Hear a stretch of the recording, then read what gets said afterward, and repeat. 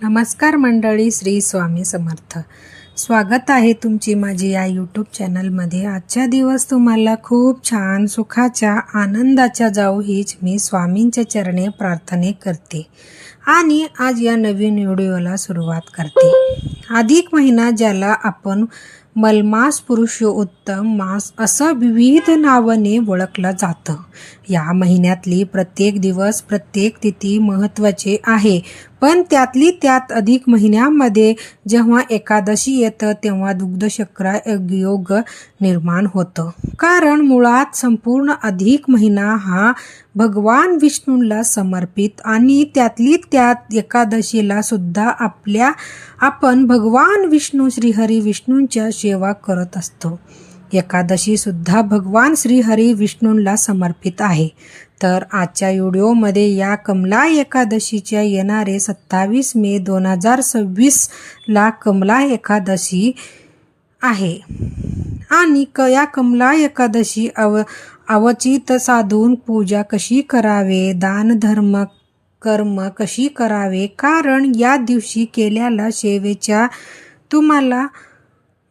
तुम्हाला अनंत पट्टीने फळ मिळणार आहे. या दिवशी केलेल्या सेवेच्या तुम्हाला सगळं फळ मिळणार आहे. या दिवशी जे काही उपाय करणार आहे त्यातली फळ सुद्धा तुम्हाला अनंत पट्टीने मिळणार आहे. तर आता आपण सेवेला सुरुवात करूया. सगळ्यात आधी सकाळी उठून सूर्याला जल अर्पण करावे, सूर्याला अर्घ द्यावे आणि ओम सूर्याय नमः मंत्राचा जप करावे. त्यातच बरोबर आपल्या घरात बाळकृष्णाच्या मूर्ती असेल, प्रभू श्रीरामाच्या मूर्ती असेल, भगवान विष्णूंच्या मूर्ती असेल, बालाजींची मूर्ती असेल, त्या मूर्तीवर आपल्याला जलाभिषेक करायची आहे. अभिषेक करत असताना किंवा विठ्ठलाच्या मूर्ती असेल तर सुद्धा तुम्ही अभिषेक करू शकता. यापैकी कुठलीही मूर्ती असेल तर मूर्तीवर अभिषेक करावे, पाण्याने अभिषेक करावे. अभिषेक करत असताना आपल्याला पुरुषोत्तमाच्या आपल्याला पठण करायची. 16 वेळी केली तरी सोन्याहून पिवळा, कारण हा दिवस जेवढा जास्ती सेवा करेल तेवढा जास्ती पट्टीने फळ मिळणार आहे. येणारे या काही 101 दिवसामध्ये तुम्हाला काही सेवा नाही करणं शक्य झाली तर एकादशीचे हे चुकवायची नाही. ज्यांची इच्छा आहे त्यांनी नक्कीच या दिवशी व्रत करावे. ज्या पद्धतीने एकादशीचा व्रत करत होते त्याच कायमची एकादशीची आहे तर त्याची तर अर्थात म्हणजे जे आपली तर ते सेवा घडण्याचे आहे. त्यातली त्यात भगवान विष्णूंची मूर्तीवर, बाळकृष्णाच्या मूर्तीवर आपल्याला पुरुषोत्तमाचा अभिषेक करायची आहे. पुरुषोक्त म्हणावे, संस्कृतमध्ये म्हणा किंवा अभिषेक एखादी ज्याला शक्य होईल त्यांनी एखादी म्हणा. ज्याला जे 16 वेळी शक्य होईल त्यांची 16 वेळा म्हणा. ज्यांच्या पुरुषोक्त म्हणा शक्य होत नाही त्यांनी काय करावे, ओम नमो भगवती वासुदेवाय नमः, ओम नमो भगवती वासुदेवाय नमः. ते करून झाल्यावर मूर्ती तामणातून काढून घ्यावे. त्याच्याबरोबर ती जाग्यावर ठेवायची. हाच दिवस विष्णू सहस्त्र नामवली भगवान श्रीहरी विष्णूला 1000 नाव घेऊन नाही तर 108 वेळी ओम नमो भगवती वासुदेवाय पुरुषोत्तम नमः, ओम नमो भगवती वासुदेवाय नमः पुरुषोत्तम नमः, ओम नमो भगवती वासुदेवाय पुरुषोत्तम नमः मंत्राचा जप 108 वेळी करावे. आणि तुळशीच्या अर्पण म्हणजेच काय, बाळकृष्णांना भगवान विष्णूंना म्हणावे. बाळकृष्ण आहेत त्यांच्याबरोबर प्रभू श्रीराम असेल किंवा ज्यांच्याकडे फोटो आहे बाळकृष्णाच्या किंवा श्रीरामाचे किंवा भगवान विष्णूंच्या त्यातली तुळशीच्या अर्चन करावे. म्हणजे काय, तुळशीच्या पत्र अर्पण करावे. एक आदतशीला तुळशी तोडायची नाही, आदल्या दिवशी विकत आणायची किंवा खरं तर महिलांनी कधीही तुळस तोडू नये. तुमच्याकडे भरपूर तुळस आहे तर कोणाकडं तरी कोणाकडून तरी तोडून घ्या आणि कुठल्या कार्यासाठी तुम्ही तुळस तोडत आहे असेही प्रार्थना करावे. स्त्रियांनी कधीही तुळस तोडू नये. सगळ्यांना माहिती आहे एकादशीला तुळस तोडायची नाही आहे. आपल्याला ते आदल्या दिवशी तुम्ही करून घ्या. किंवा एक जर तुळशीपत्र असेल तर ते भगवान श्रीहरी विष्णूंना ते अर्पण करावे आणि विष्णू सहस्त्रनामावली किंवा ज्यांना विष्णू सहस्त्रनामाच्या ज्यांना भगवान विष्णूच्या 108 नाव माहिती असेल त्यांनी हे म्हणावे. ज्याला काय करणं शक्य होत नसेल तर त्यांनी ओम नमो भगवती वासुदेवाय पुरुषोत्तम नमः हा मंत्राचा जप करून तुळशीपत्र अर्पण करायची आहे.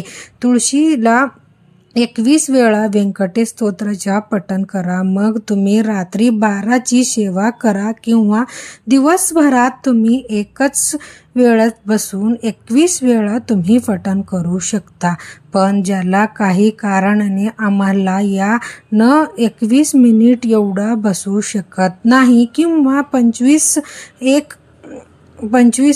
मिनिट लागेल आपल्याला तर ते आम्ही म्हणू शकत नाही. तर मग त्यांनी काय करायचे की सकाळी 7 वेळी, दुपारी 7 वेळी, संध्याकाळी 7 वेळी किंवा रात्री 7 वेळी असं टप्प्याटप्प्याने 3दा व्यंकटेश स्तोत्र पठण करून 21 वेळा तुमच्या पठण म्हणजे करा. काय एक मंडळी तुमच्या होईल.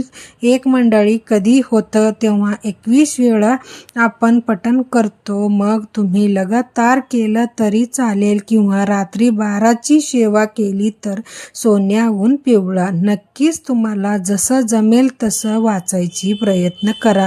गीतेच्या 15वा अध्याय गीतेच्या 15वा अध्याय चुकवायची नाही आहे. गीतेच्या 15वा अध्याय नाही तुम्हाला काही झाली आणि खरं तर गीतेच्या 15वा अध्याय पठण करून आल्यावर श्रीमद्भगवत ग्रंथाच्या पठण करायचीच आहे. कितीही प्रकार पितृदोष असेल तुमची, कितीही 10 दिवस जर तुमच्यामधले काहीही सेवा नसेल झाले आणि तुम्ही माहेरी जरी असेल, तुम्ही कुठल्याही गावाला असेल तरी सुद्धा तुम्ही या सगळे सेवा करू शकता. कारण अधिक मास अधिक असतो ते दिवस एवढा महत्त्वाचा असणार आहे. एकादशीच्या किती सेवा करू आणि कितीनी आणि अर्थात मासिक धर्म आला किंवा सूतक आलं, ट्विटाळ आलं तर मग आपल्याला सेवा नाही करता येणार. पण जर तुमची चांगल्या असेल तर तुम्ही माहेरी पण श्रीमद भगवत ग्रंथाच्या पारायण करू शकता. एकादशीला दान करणं किंवा म्हणतो ना की म्हणजे सुद्धा ठिकाणी जाऊन आंघोळ करणं या गोष्टीला महत्त्व आहे. दान, तप, साधना या गोष्टीला अनन्यसाधारण महत्त्व आहे. दिवसभरात शक्य असेल तर विष्णू सहस्त्रनामावलीचे पठण करावे. नाही शक्य होणार तर श्रवण तरी करावे. पण या दिवसभरातून ज्यांना मासिक धर्म असेल आहे त्यांनी सुद्धा ओम नमो भगवती वासुदेवाय नमः मंत्राचा आवर्जून जप करावे की जेणेकरून आपल्याकडून भगवान विष्णूंची काही ना काही सेवा तरी आवर्जून होईल. आणि ज्याला सगळे चांगलं आहे त्यांनी ठरवून की माता समजा सकाळी 7 वेळे, दुपारी 7 वेळी तर श्रीमद भगवत ग्रंथाच्या पारायण करावे. तर 14 अध्याय असणार आहे आपल्यामध्ये आणि हे जे 14वा अध्याय तर हे तुम्ही एक बैठकीत वाचली तरी सोन्याहून पिवळा. एकच बैठकीत बसवावे. तुम्हाला साधारण 2 तास लागेल. 2 सेवा 2 तासाची लागेल. पण ह्या